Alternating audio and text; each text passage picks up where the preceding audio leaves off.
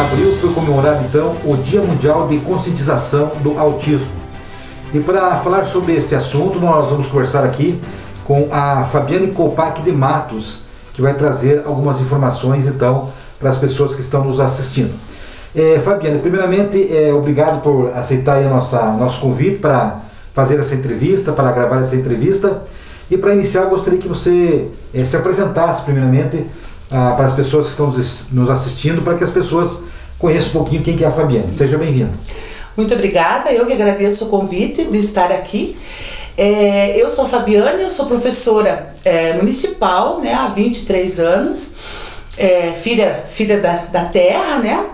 E há alguns anos eu venho me dedicando ao estudo e ao trabalho com as crianças autistas. Eu sou psicopedagoga, né, estou fazendo especialização em autismo e venho me dedicando então nesse tempo agora para trabalhar com as questões do autismo. Bom, a primeira pergunta então que eu gostaria de fazer então é o que é o autismo?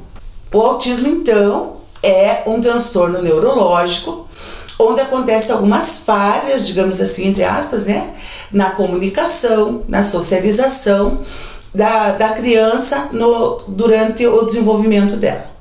Agora, e quais são os sintomas do autismo? Na realidade é assim, a criança, hoje, né, a gente não aceita mais que a criança com determinada idade não cumpra com aquilo que a sua idade prevê que aconteça. Né? Então é por aí que a gente começa a perceber. Os sintomas do autismo, né, que a gente começa a analisar, desde que a criança é bem pequenininha. A criança com meses já começa a se perceber que o comportamento dela é diferente. Né? Aquela criança que gosta de ficar mais isolada, já não procura tanto a interação com as outras pessoas, com os adultos, com os pares. Aquela criança que tem um atraso na fala, né? Até os 2 anos ela não desenvolveu a fala de forma correta, já é um ponto para começar a se preocupar. Aquela criança que tem uma seletividade alimentar, a questão do sono, né? O transtorno do sono acontece também. A criança que não tem, busca, não que ela não faça contato visual, porque, né, olhar nos olhos, porque o autista faz isso, mas já é menos, né, esse contato visual com as pessoas e a comunicação fica difícil daí, né? Então esses são alguns sintomas que a gente já vê desde que eles são bebês, a gente já começa a observar esse comportamento diferente. Agora, existem diferentes graus de autismo? Existe, né? Existe o autismo leve, moderado e severo, ou nível 1, nível 2 e nível 3, né? Essa classificação do nível, ela é baseada no nível de apoio que a criança precisa, né? No nível de apoio que ela precisa de uma outra pessoa para poder se relacionar, para poder conviver ali. Então essa classificação é de acordo com o nível de ajuda, digamos assim, que a criança precisa. E como que é confirmado o diagnóstico do autismo? Então, o diagnóstico, na realidade, é um diagnóstico clínico, né? É um neuropediatra mesmo que tem que fechar, digamos, o diagnóstico. Mas como o neuropediatra sabe que para fazer um diagnóstico de autismo é uma questão de observação. E é uma equipe multidisciplinar que faz isso, né? Os pedagogos, os psicólogos, os psicopedagogos, as fonoaudiólogas, os terapeutas ocupacionais. Então, é uma equipe que faz essa avaliação da criança e que manda para o neuropediatra, e o neuropediatra, por fim, observando toda essa movimentação que foi feita em volta da criança, né? Essa avaliação específica em cada área, que é fechado o diagnóstico. Mas na realidade o diagnóstico de autismo, ele é fechado mesmo pelo neuropediatra. Em relação à idade para fazer o diagnóstico, tem uma idade certa ou não? A idade quanto antes, né, der conta de ver que a criança está com um comportamento diferente, que o desenvolvimento dela não está normal, digamos assim, né, que não é igual das crianças típicas, é importantíssimo que seja já procurado ajuda. né? A idade precisa exatamente, hoje normalmente se faz entre os 3 anos mais ou menos, né? Mas a criança com 1 ano e meio, às vezes menos até, você conforme o caso, né, o nível do autismo, você já consegue fazer um diagnóstico bem feito. Agora, se os pais desconfiarem com o filho, com a filha, está com autismo, qual que é o primeiro passo? O que eles devem fazer? A desconfiança, né, do comportamento diferente da criança, essa observação da família é muito importante que seja feita, e quanto antes fizer, melhor. Então, o primeiro passo, né, se a criança está com atraso na fala, conversa com a fono, né? A criança tem 2 anos, não está falando nada, não emite sons e não forma frase e tal. Então, a procurar uma fonoaudióloga ou uma psicopedagoga que possa estar orientando, né? Ou então vai direto no neurologista, apesar de que o neuro vai pedir toda essa avaliação com uma equipe multidisciplinar. Mas percebeu que tem alguma coisa que não está, digamos, né, normal ou está muito diferente, é importante buscar ajuda, sim. E existe algum exame para confirmar o autismo? Não existe exame de imagem, não existe exame de laboratório, nada disso. Existem estudos de algumas coisas, de alguns exames de imagens que apresentam alterações e tal, mas isso são estudos, são pesquisas que estão sendo feitas.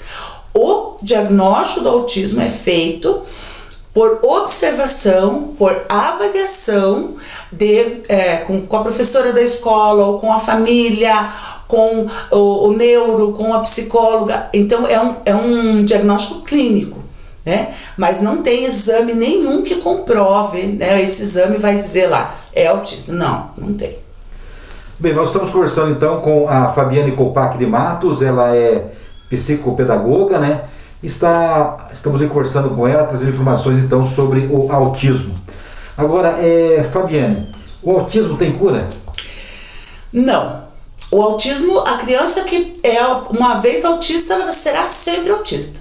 O que pode alterar, né, é os níveis, de repente. Ela está no nível mais, né, no nível 2, ela pode, com as terapias, com todo o trabalho que é sendo feito, ela vai precisar de um suporte menor e ela pode mudar esse quadro nesse sentido, né? Mas não tem cura, não existe cura, né? Existe tratamento. Existe tratamento, exatamente, existe tratamento.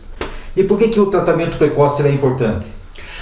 Porque no início, né, no começo, na primeira infância e tudo mais, quando a criança vai crescendo, a gente diz que neurologicamente, né, a gente vê, vai acontecendo as poda neural, que a gente fala tanto, né, que é o momento em que os neurônios vai se modificando, como se né, morresse, houvesse uma troca de neurônios ali, né, e o tratamento precoce, ou as terapias feitas de forma adequada, com profissionais certos, no momento certo, vai fazer com que esses neurônios comecem a ser ativados, né? Ou comecem a trabalhar rapidinho para poder substituir aqueles que aconteceram essa poda neural.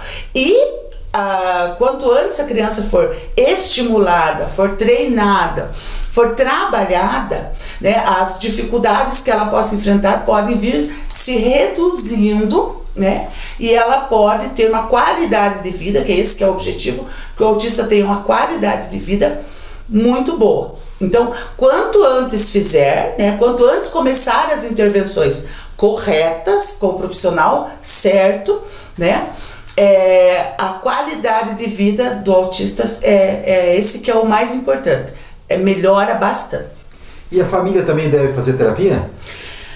A família precisa de apoio de acordo com a necessidade que eles vão encontrando, né? Porque não adianta o terapeuta fazer um trabalho separado, né? A escola fazer um trabalho, a família fazer outro, o terapeuta fazer outro, e não haver uma unidade, né? Um conjunto de trabalhos sendo feitos de forma né, todos falando a mesma língua com a criança.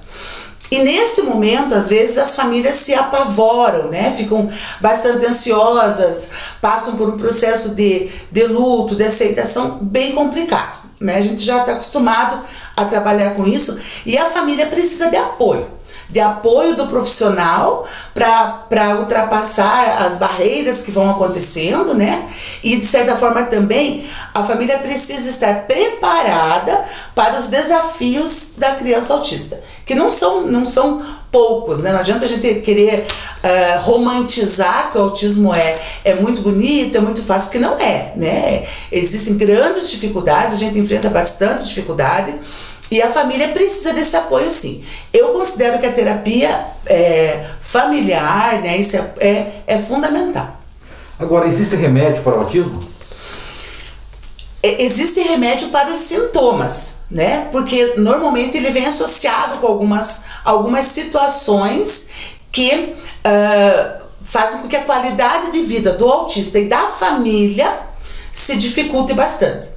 Então, existem medicamentos, né, que os neurologistas, para cada caso, né, é um tipo de medicação, que o medicamento ajuda, né, nesses momentos, nessas situações, nessas comorbidades que vem junto, associado ao autismo, né, a questão do sono da criança, a questão de muita agitação, que vem associado com o TDAH, a criança não consegue prestar atenção. Então, tem a medicação para tratar os sintomas, né? Não que seja um remédio, não existe um remédio pro autismo, não. São medicamentos que são utilizados para outros fins também, né? Outros tipos de doenças e tudo mais, e que são ministrados somente pelo neuropediatra, né? Só ele que pode receitar, reduzir, aumentar, tirar, né? Nós não fazemos essa parte, não nos compete isso, né? Mas a medicação é para os sintomas. E agora, o autismo é uma doença rara? Não é, né? Hoje parece que existiu uma explosão de autistas, né? Da onde que está surgindo tanto?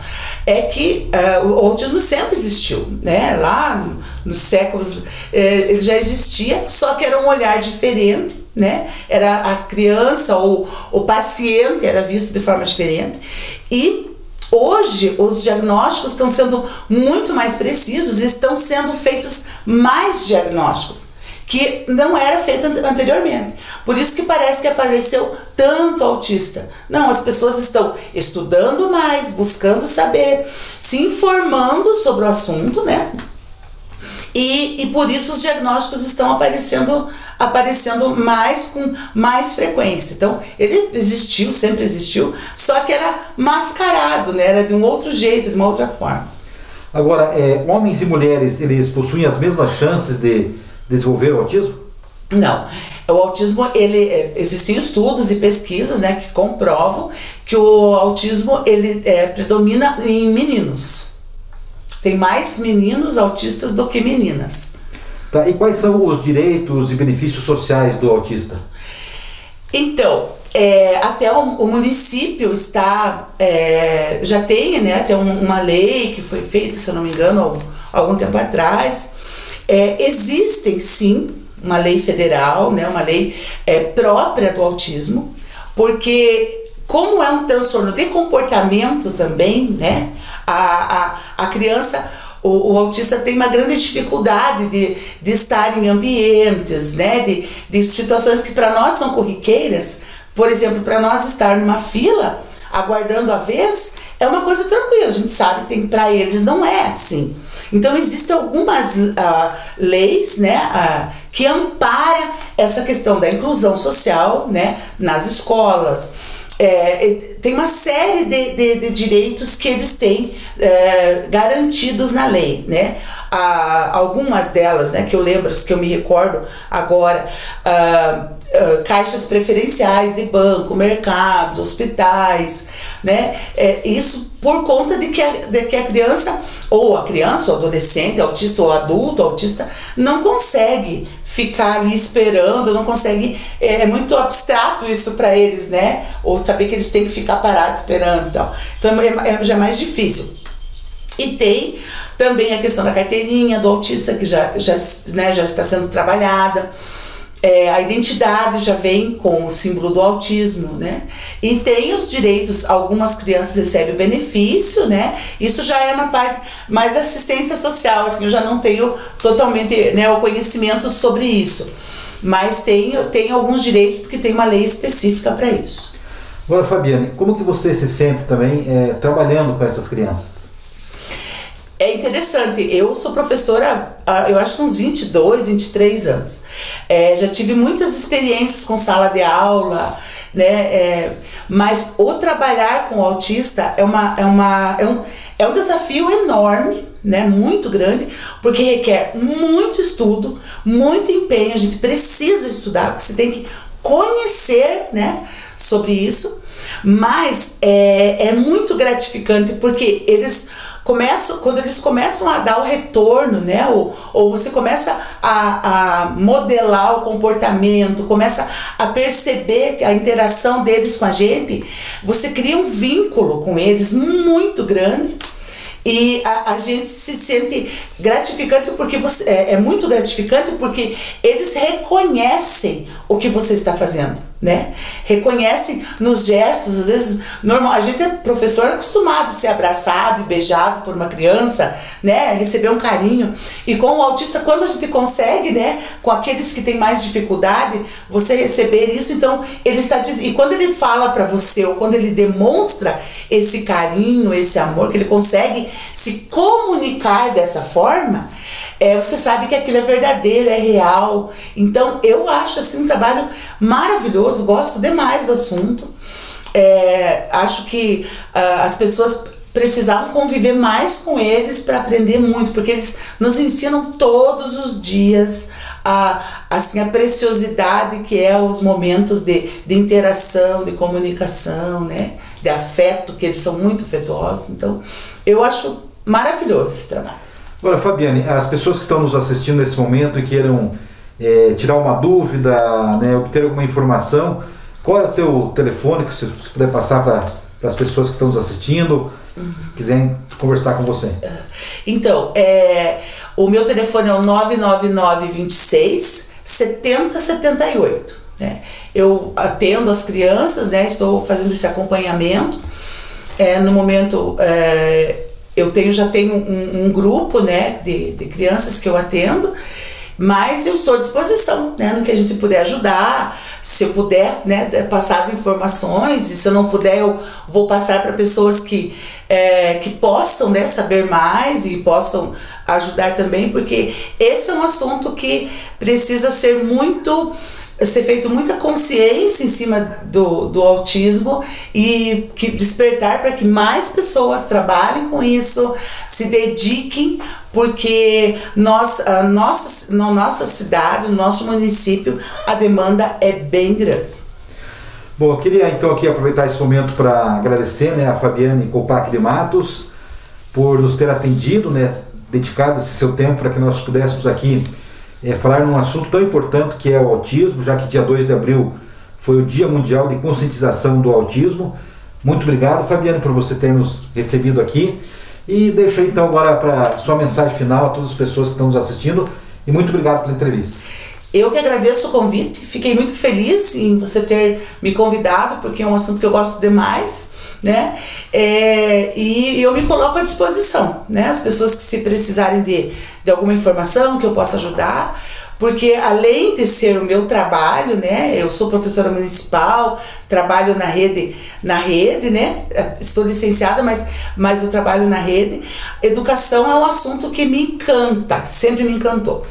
E agora eu tenho me dedicado, né, à questão da educação especial, que também é uma parte da educação que é muito delicada e precisa de uma atenção bem carinhosa. Então, obrigada pelo convite e estou à disposição de vocês. Ok. Muito obrigado, então. Nós conversamos com a Fabiane Kopak de Matos, que trouxe informações, então, sobre o autismo. E assim nós estamos colocando o ponto final na nossa entrevista. Desejamos a todos, então, aí um ótimo dia e até uma próxima oportunidade.